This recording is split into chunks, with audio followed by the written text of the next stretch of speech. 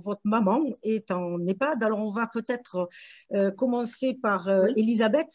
J'aurais une première question, Elisabeth, c'est comment vous avez vécu, vous, en tant qu'enfant, les mesures sanitaires de confinement pour votre mère et surtout le premier confinement en EHPAD? Alors, sur le premier confinement, je pense qu'on a d'abord eu, mais c'est comme tout le monde, hein, un sentiment de sidération parce qu'on était tous un peu embarqués dans quelque chose.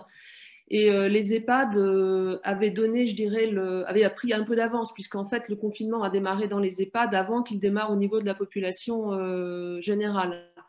Donc, on a eu un sentiment d'être précurseur et finalement de se lancer dans quelque chose dont on ne mesurait pas encore complètement les conséquences, en fait. Et ce premier confinement, de manière curieuse, a peut-être été moins mal vécu que ce qui se passe maintenant et que la suite. Parce qu'en fait, on s'est inscrit dans quelque chose qui est dans la durée. Et là où on pensait que dans le premier confinement, on était dans un mode de crise, ou avec les EHPAD, je fais également partie du conseil de vie sociale hein, de l'EHPAD, euh, on était dans un mode il faut lutter contre ce virus, personne ne le connaît encore. La seule solution, c'est qu'on soit enfermé. Nos parents étaient enfermés en EHPAD, nous aussi, on était quand même un peu enfermés, tout le monde dans le même bateau. Sauf que moi, je considère qu'on est passé par quelque chose qui est un véritable enfermement des personnes âgées. Si je pouvais partager l'écran, je vous montrerai une photo de ma maman sur un balcon en train de nous faire coucou au loin dans un parc parce que ça, elle a la chance de voir de la verdure depuis sa fenêtre. Voilà, et c'est comme ça qu'on a pu la voir pendant presque 3 mois. C'est uniquement en lui faisant coucou depuis son balcon. Et ça, c'est un sentiment terrible, je trouve, parce qu'on la voit toute petite sur son balcon. Elle a 92 ans, elle mesure maintenant 1,50 m, je pense, voilà. Et elle est en fait perdue dans quelque chose qui la dépasse, mais ça nous dépassait aussi. Donc d'abord, quelque chose qui est lié à de la sidération et à de la résignation. Et puis ensuite, quelque chose qui est quand même beaucoup lié au fait que, moi, il y a un mot qui est le mot de distanciation ou de lien social qui commence à me hérisser parce que je trouve on édulcore le problème. Nous, on ne parle pas de lien social, on parle de lien familial. C'est-à-dire qu'on n'est pas en train de parler d'une distanciation de lien parce qu'on ne peut plus rencontrer des amis, etc. On est en train de priver nos parents, et je dis nous, hein, c'est collectif, de leur vie familiale, de la vie familiale qui leur reste. Donc leurs enfants, leurs neveux, leurs nièces, leurs petits-enfants, leurs arrière-petits-enfants. Moi, je vois maman, elle a une arrière-petite-fille qui a 2 ans et demi, qui est ma petite fille. Bon, ben, la dernière fois qu'elle l'a vue, c'était en février dernier. Ben, ma petite fille ne se souvient plus de son arrière-grand-mère. On peut lui montrer des photos, etc. Mais en tant que personne vivante, elle ne s'en souvient plus. Donc là, ce que je me dis, moi, c'est que là-dessus, il faut absolument qu'on arrive à réfléchir collectivement avec les directions d'EHPAD sur comment est-ce qu'on peut inventer quelque chose, qu'on peut imaginer et à chaque fois, je dirais, repousser les limites du possible entre les différentes contraintes que je connais très bien aussi, hein, qui sont sanitaires, mais de sortir de cet enfermement parce qu'on ne leur a pas donné le choix. Jamais on ne leur a demandé leur avis. On leur a dit à partir de maintenant, vous mangez matin, midi et soir dans votre chambre. On leur a expliqué, on leur a dit, mais jamais on ne leur a demandé leur avis en tant que personne majeure avec un bulletin de vote. Et voilà.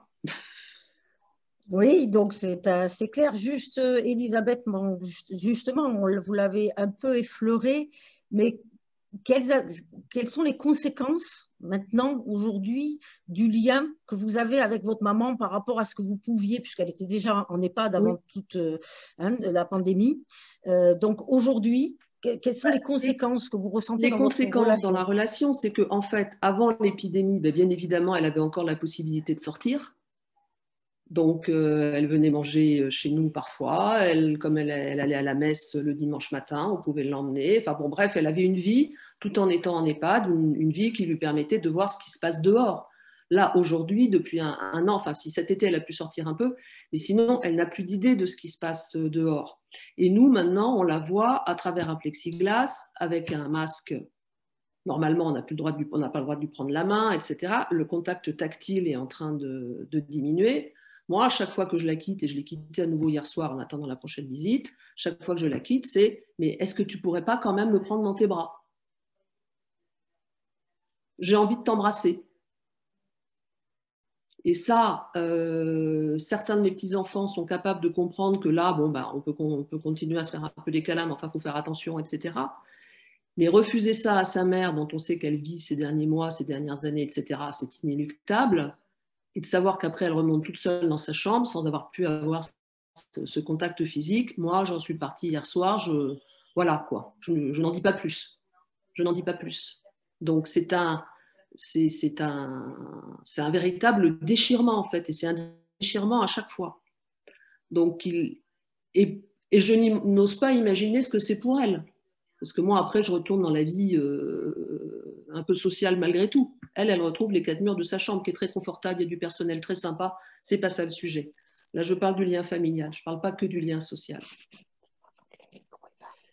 Merci beaucoup, Elisabeth. C'était pas facile hein, de faire ce témoignage et on a ben, une deuxième fille de résidente à qui je vais maintenant passer la parole, qui est Nadine et qui va ben, en fait répondre aux mêmes questions. Hein. Je n'ai finalement pas d'autres questions à poser. C'est comment elle a vécu ces mesures sanitaires lors du premier confinement pour sa maman.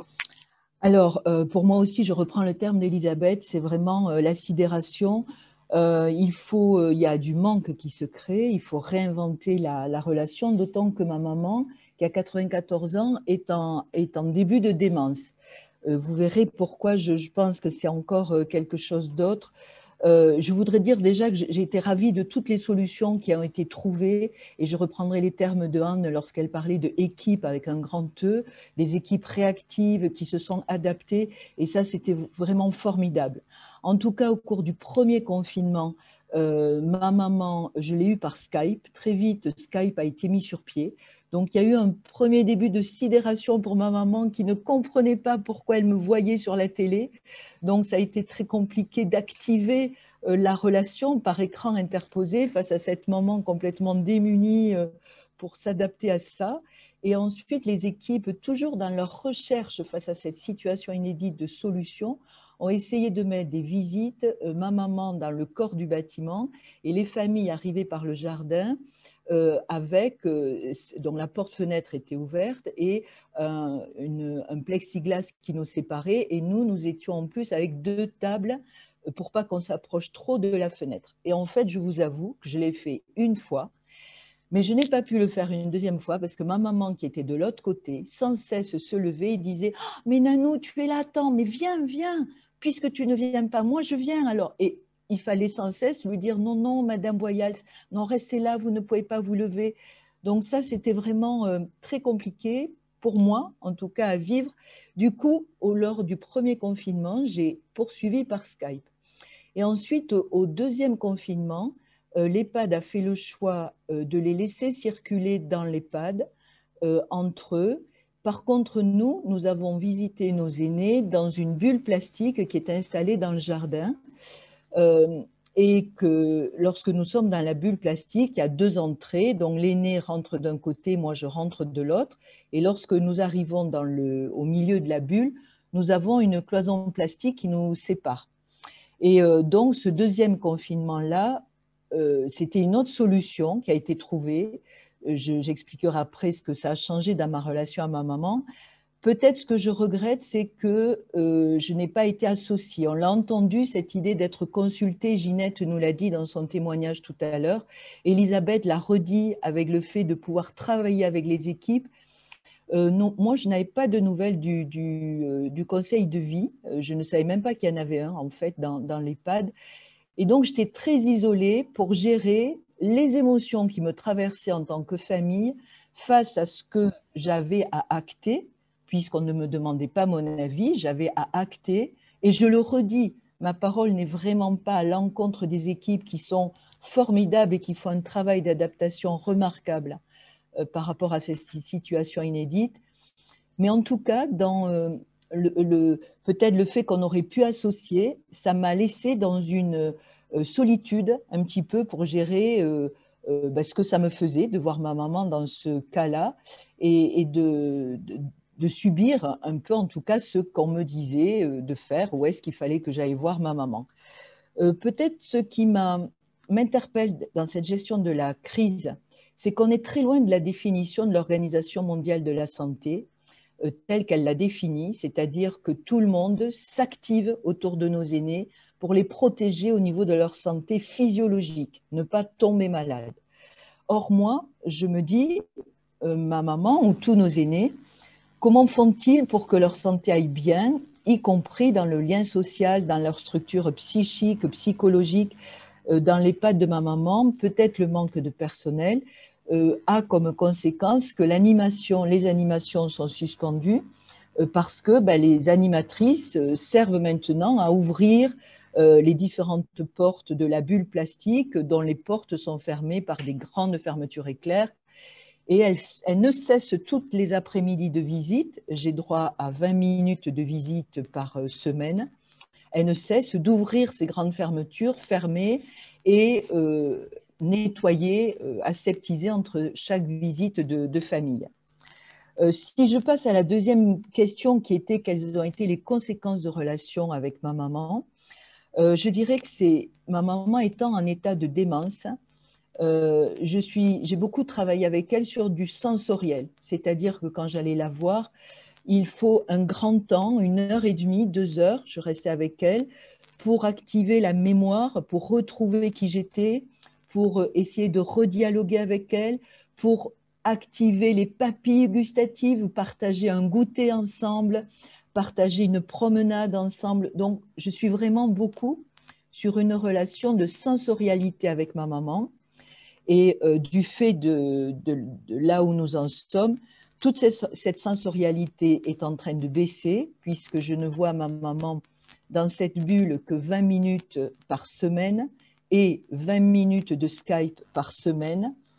Elisabeth, vous avez entendu sa dernière visite qui date d'hier. Eh bien, moi, ma maman, je l'ai vue hier également.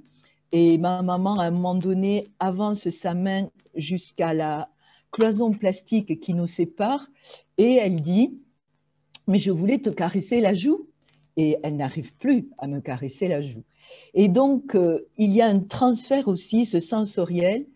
Moi, en tant que famille, je suis un peu dépossédée d'une intimité, forcément. Mais ce qui est remarquable, et je le redis parce que c'est extrêmement difficile de dialoguer sur ce cadre-là, y compris quand je dialogue avec le directeur de l'EHPAD, je crois qu'il reçoit ça comme au risque où peut-être je vais remettre en question des choses et ce n'est pas mon intention. Mon intention, c'est de dialoguer avec lui et de travailler ensemble face à cette situation inédite, planétaire. Donc, si quelqu'un a une solution, tant mieux, mais moi, je ne crois pas. Je crois qu'on la cherche tous ensemble. Et donc, d'un côté, moi, je suis dépossédée de l'intime avec ma maman. Et heureusement que ces formidables personnels qui accompagnent nos aînés dans les EHPAD acceptent que ma maman leur prenne le visage et les embrasse, prenne leurs mains, prenne leurs épaules. Et des fois, ces aidants, enfin ces personnels, pardon, des EHPAD, sont presque gênés vis-à-vis de moi et me disent « on est désolé, excusez-nous ». Et je leur dis « mais je suis ravie que ma maman puisse transférer ce qui n'est plus possible avec moi et qui reste possible avec vous ». Donc voilà, ce sensoriel, le fait de… Je suis vraiment sur cette approche de la santé que je reproche au gouvernement français. Lorsqu'on parle santé, on réduit la santé sur la protection physiologique de tenir debout. Or, je trouve que gouvernementalement, on n'active pas la réflexion de qu'est-ce qu'on fait sur toutes les autres sphères qui émergent d'ailleurs chez nos populations de jeunes, où on parle de plus en plus de dépression, d'effets de tout ça. Et je suis fâchée, très en colère qu'on ne prenne pas en considération la santé dans toutes ces acceptions qu'il y a. Merci beaucoup Nadine de ce témoignage et en plus je peux remercier mes intervenants parce qu'on est à peu près dans le timing que l'on avait.